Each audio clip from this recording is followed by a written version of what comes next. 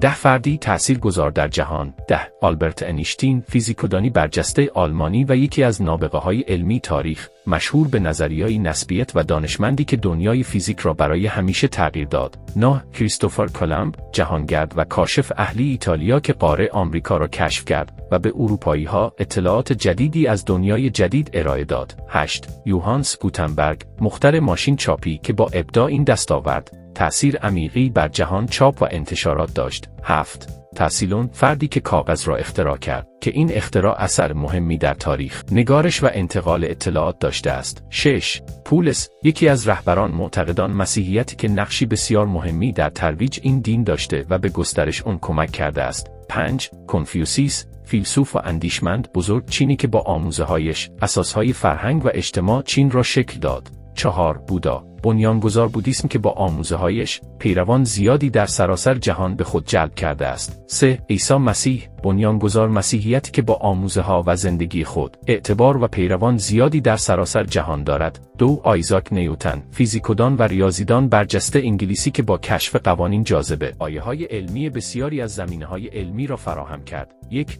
پیامبر اسلام، حضرت محمد، بنیانگذار اسلام و رهبری که با آموزه‌هایش تاریخ و فرهنگ جهان اسلام را تحت تأثیر قرار داده و اهمیت جهانی دارد.